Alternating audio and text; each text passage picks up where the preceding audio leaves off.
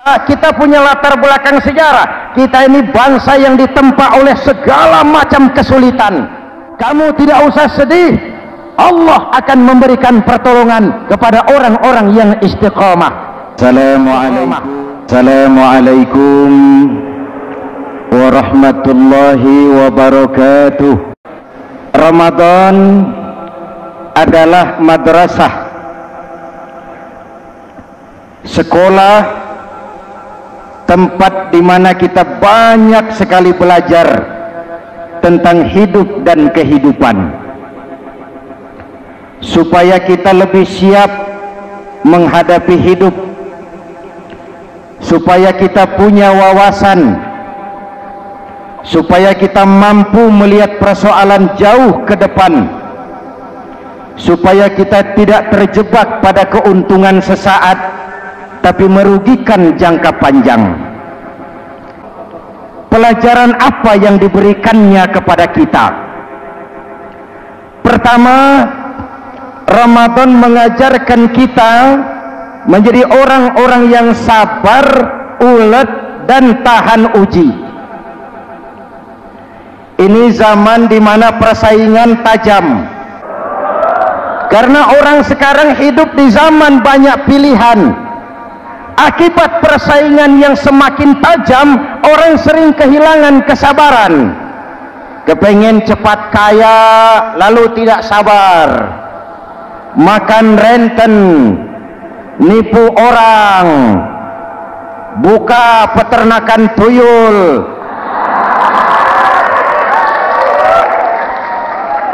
korupsi.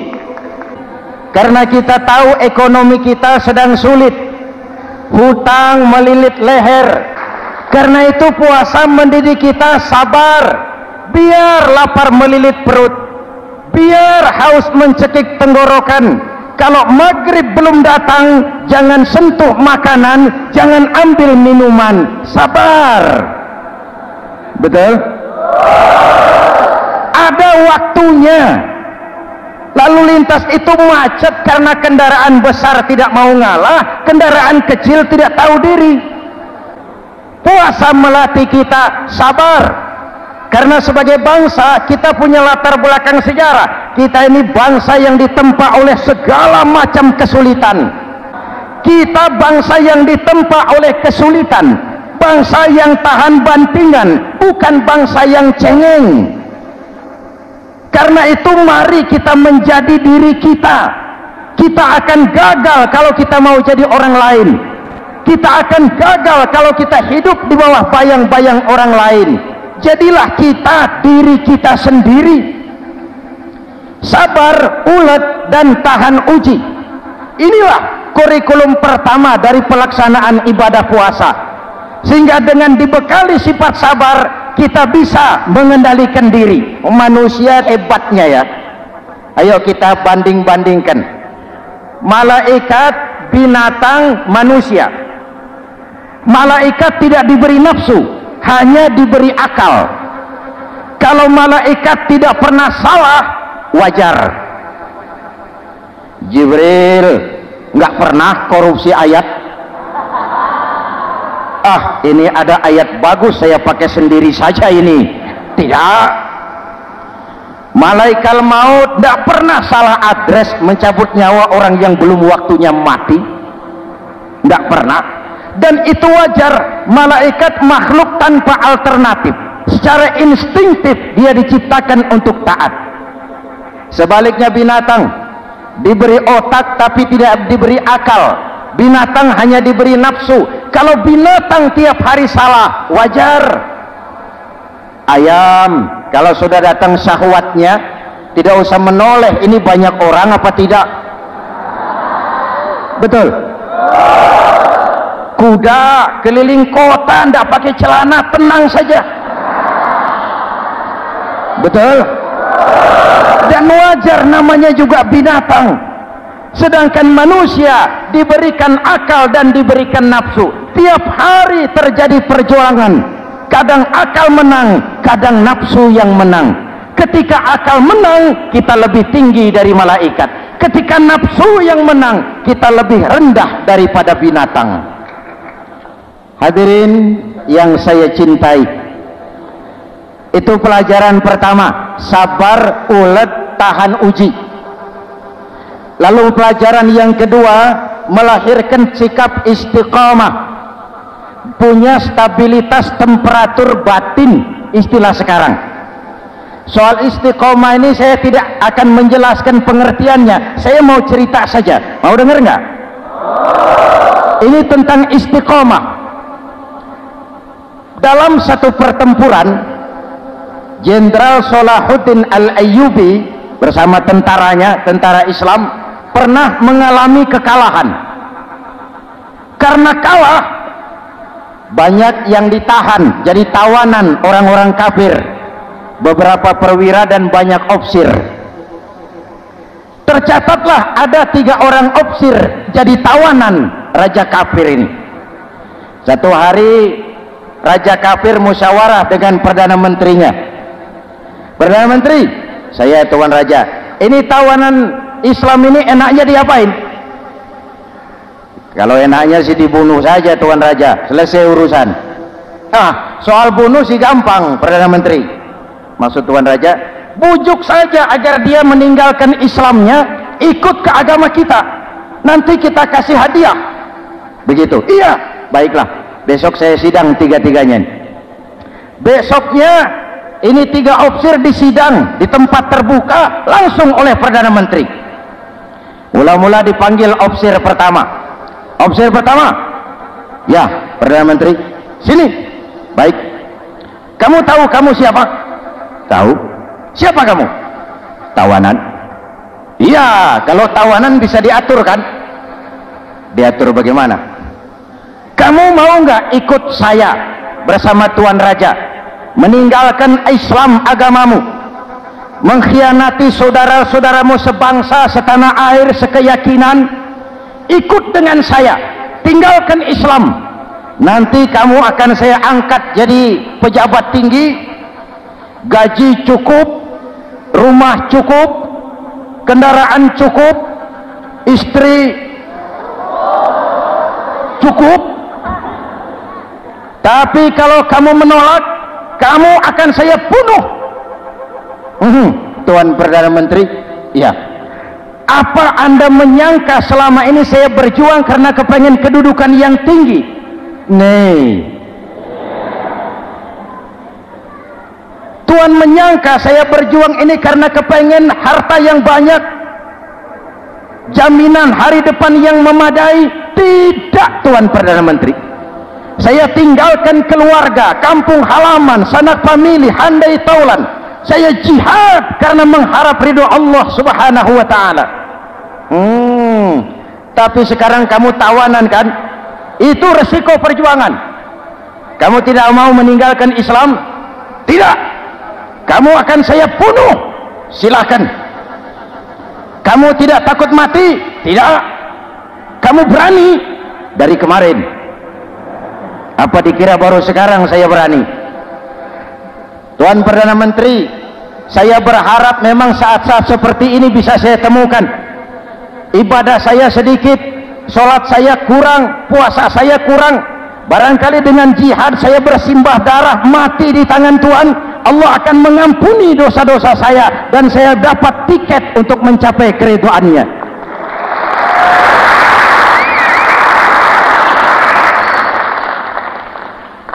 Gila kamu, biarin. Kalau ini Tuhan anggap gila, saya bisa berbuat lebih gila dari ini. Saya bunuh kamu, bunuh. Algojo dipancung, dio. Ini terlepas kepalanya dari badannya, menggeluntung kepalanya ke bawah, jatuh bergelindingan. Itu kepala lepas dari badan, ngaji, baca ayat Quran, sampai Perdana Menteri bingung. Minggir, ini ada kepala ngaji.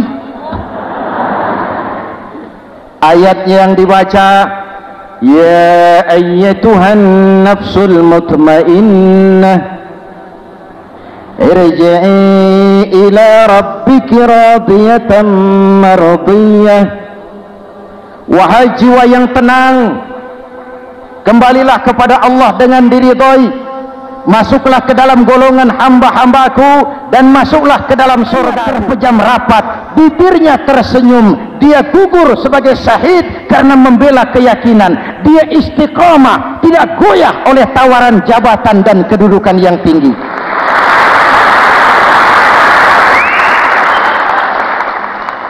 Perdana Menteri geleng kepala, dasar orang Islam. Panggil officer kedua. Officer kedua, ya Perdana Menteri, kamu sudah lihat temanmu yang barusan? Sudah. Mati kan? Mati. Kamu bagaimana? Mau tetap berjuang untuk Islam atau ikut kami? Jabatan tinggi, kedudukan tinggi, rumah tinggi, bagaimana? Atau mau mati seperti teman kamu barusan? Sudah kamu pikir? Sudah, Perdana Menteri. Sudah apa? Sudah, jangan banyak omong. Maksud kamu apa? Saya sudah tidak sabar mau nyusul teman saya yang barusan itu. Saya tidak bayangkan bagaimana disambut oleh malaikat di surga, disambut oleh para bidadari di surga, menggapai ridho Allah. Oh, Perdana Menteri, sudah jangan banyak omong. Kalau mau potong, potong saya. Perdana Menteri bilang ini lebih gila dari yang pertama itu. Yang pertama masih mau diajak ngomong, ini malah langsung minta disembelih. Ayo Algojo, potong, potong lagi. Dia terpisah lagi kepalanya dengan badan, jatuh ke bawah, menggeluntung, ngaji lagi. Ayatnya yang dibaca, wujuhun yawma izin nadirah ila rabbiha nazirah.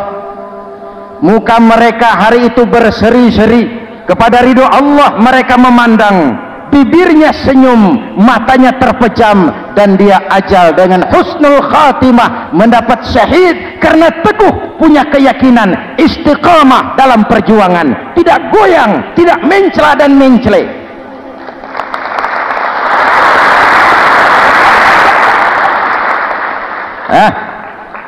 Officer ketiga, sini. Yap, siap Perdana Menteri. Kamu sudah lihat nasib dua orang teman kamu? Sudah. Mati kan? Mati. Kamu mau seperti dia? Oh, tidak Perdana Menteri. Saya tidak mau mati. Daripada mati kan lebih baik hidup. Kamu mau ikut saya? Mau Perdana Menteri? Mau. Gaji besar, rumah besar, kendaraan besar, istri.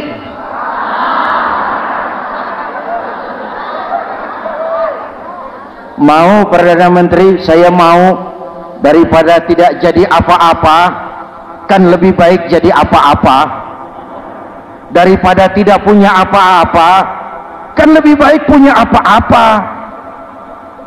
Oh, jadi kamu selama ini berjuang karena mau cari apa-apa? Iya. Bagus. Nanti saya musyawarah sama raja. Kamu diangkat jadi bupati di mana? Tunggu ya.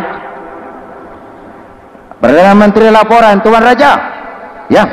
Ini officer ketiga kelihatannya baik ini. Dia mau mengkhianati teman-temannya, sebangsa, setanah air, sekeyakinan. Mengkhianati bangsanya, meninggalkan agamanya. Dia mau ikut kita. Kita angkat jadi pejabat, di mana dia? Raja senyum. Oh, soal angkat mengangkat sih gampang Perdana Menteri. Cuma saya pikir-pikir officer ketiga ini kok tegel-tegelin. Kok sampai hati ya? Temannya sendiri, seiman, sekeyakinan, sebangsa, setanah air, dikhianati karena mengejar jabatan, harta, kedudukan. Orang itu Perdana Menteri kalau sudah mau mengkhianati saudaranya sendiri, apalagi orang lain.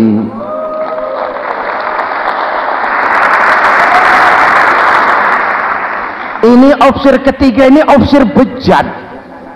Anda bayangkan temannya sendiri dikhianati, nanti kalau ada kesempatan kita ditikam dari belakang.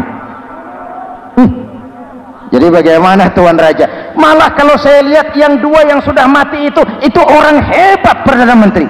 punya pendirian, istiqamah. Malah kalau bisa yang dua itu dihidupin lagi. Loh, dihidupin bagaimana? Tuan Raja sudah kedong mati. Jadi bagaimana ya opsi ketiga ini? Bunuh, bunuh, bunuh. Buat apa piara benalu jadi duri di kaki nanti? Bunuh. Baik, Perdana Menteri kembali. Opsi ketiga, siap Perdana Menteri. Saya jadi bupati di mana? Bupati modar sampean. Loh, saya mau dibunuh. Bunuh. Katanya kalau ikut agama Tuhan, meninggalkan agama kami, saya akan jadi pejabat tinggi. Kamu opsir bejat, kamu tidak punya pendirian, saudaramu sendiri seagama kamu khianati, apalagi orang lain potongan kayak kamu jadi pejabat, rusak negara ini.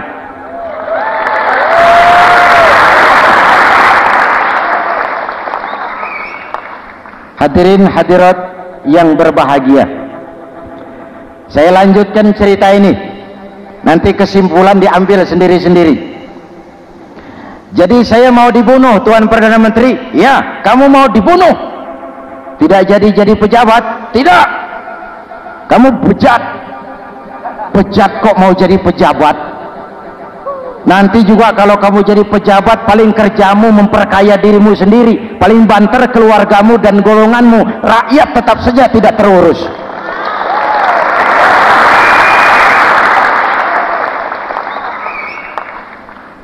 Paling-paling kamu kalau sudah jadi pejabat tinggi, kerjamu cuma membuka, meresmikan, berkunjung, meresmikan, membuka, meresmikan, berkunjung. Lah kapan kamu ngurus rakyatnya? Bejat kamu. Jadi saya dibunuh, bunuh. Iyalah, kalau mau dibunuh ya saya bunuh, tapi saya mau Islam lagi ah. Terserah, mau Islam lagi mau tidak, kamu tetap akan dibunuh. Iya, saya mau Islam lagi. Ayo cepat. Iya Pak, saya mau syahadat dulu. Cepat. Iya Pak, asyhadu macet lehernya. Ayo cepat. Iya Pak, asyhadu tidak bisa mengucap syahadat. Ayo cepat. Iya Pak, asyhadu tidak tuntas mengucap syahadat, golok algojo keburu sampai di lehernya. Dia darah mancur, pisah kepala dengan badan, menggeluntung ke bawah. Ngaji lagi. Dia bekas santri, masih bisa ngaji. Cuma ayat yang dibaca lain sama dua temannya tadi. Ayat yang dibaca, afaman haqqa alaihi kalimatul azab, afaman haqqa alaihi kalimatul azab, afa anta tunkizu man finnar. Ini ayat yang dibaca. Orang yang memang sudah dapat vonis akan mendapat azab, bisakah kamu menyelamatkan dia dari neraka? Bertahun-tahun berjuang di bawah bendera Islam untuk kejayaan Islam, di akhir hayatnya dia tergoda oleh kedudukan dan harta, oleh jabatan dan pangkat. Ia bergeser, imannya rapuh, hilang istiqomahnya, ditinggalkan agamanya, dan dalam keadaan begitu dia mati. Dia su'ul khatimah. Na'udzu. Hadirin, apa guna saya ungkapkan ini? Mari kita belajar, perlu stabilitas temperatur batin. Saya sering katakan, berapa banyak orang waktu di bawah teriak-teriak berantas korupsi, ganyang korupsi, sikat korupsi, cuma karena belum dapat kesempatan. Begitu dapat kesempatan, korupsinya lebih gila dari yang dia teriaki. Betul? Waktu di bawah rajin baca ayat kursi, dapat kursi, lupa sama ayat. Betul? Betul? Ini yang memerlukan sikap istiqamah, konsisten.